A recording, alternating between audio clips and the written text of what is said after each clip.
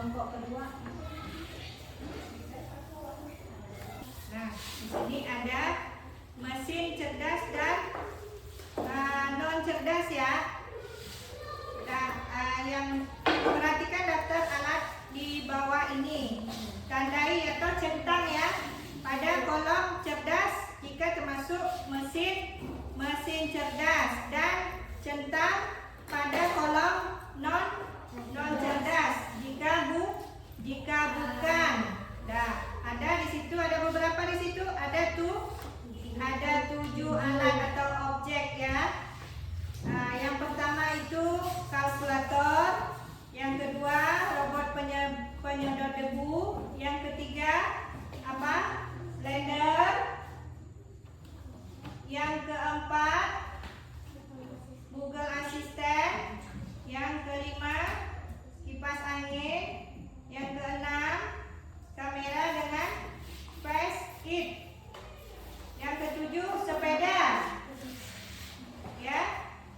Nah, ada di situ apa lagi? Tugas diskusi. Ya. Nanti di situ tuliskan 2 contoh lain dari mesin cerdas yang kamu temui sehari-hari. Ya. Yang kedua, tuliskan 2 contoh mesin non cerdas yang ada di rumahmu.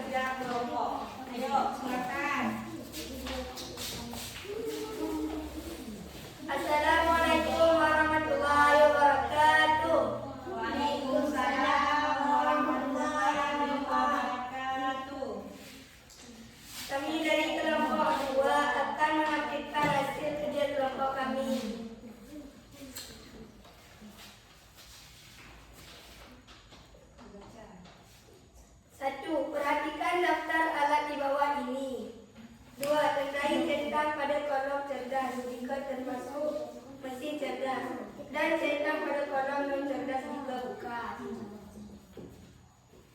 Alat objek kalkulator. Kalkulator merupakan alat non cerdas. 2. Robot penyedot debu merupakan mesin cerdas. Dan blender mesin non cerdas. Dan Google Assistant mesin cerdas. Dan kipas angin mesin non cerdas. Kamera dengan Face ID cerdas. Dan sepeda non cerdas. Tugas diskusi. 1. Tuliskan 2 contoh lain dari mesin cerdas yang kamu ketahui sehari-hari. YouTube dan AI.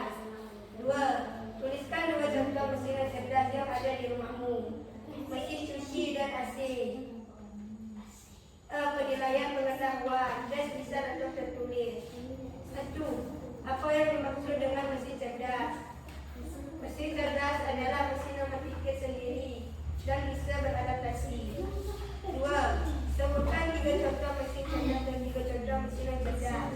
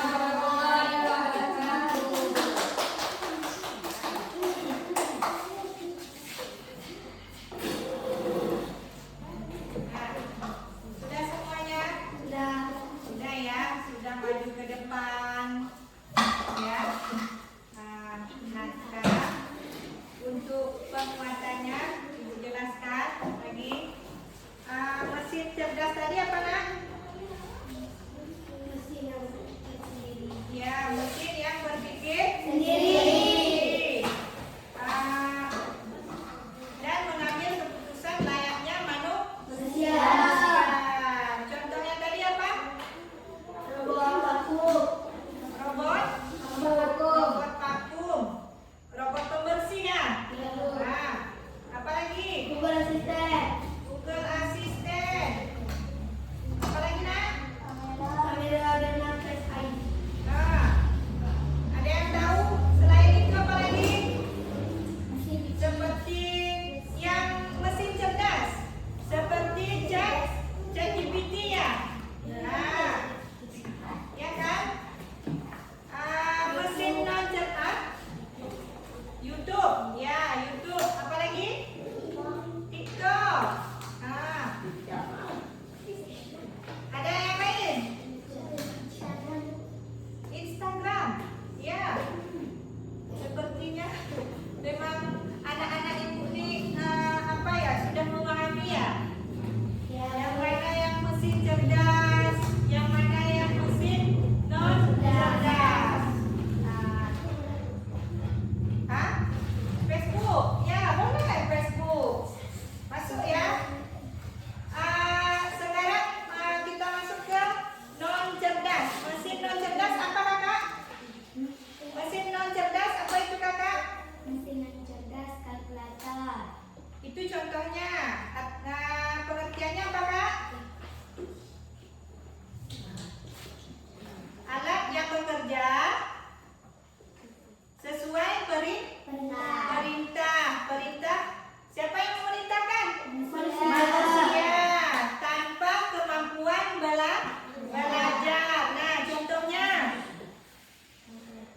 kalkulator, blender, kipas angin, sepeda. Ada yang lain? AC.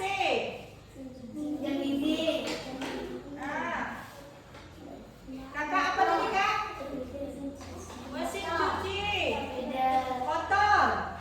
Motor termasuk nggak? Motor dia. Termasuk ke dalam Mesin non cerdas. non cerdas. Nah, ya, udah tahu kayaknya ya, anak-anak ibu semua ya. Sudah?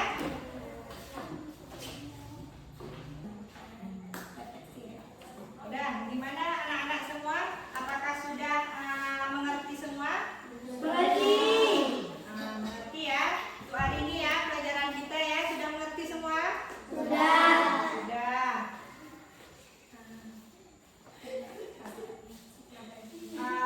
Perasaan anak-anak ibu sudah belajar? Bagaimana? Senang? Senang. Alhamdulillah senang ya.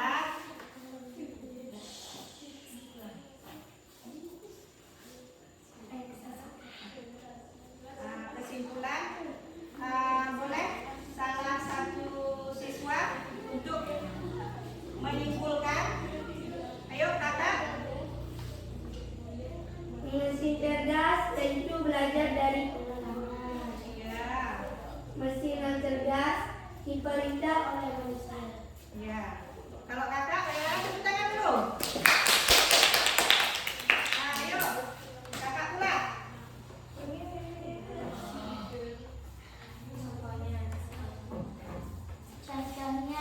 Contoh mesin cerdas, robot penyedot debu, Google Assistant, kamera dengan Face ID. Kalau contoh non cerdas, kalkulator, blender, kipas angin, sepeda.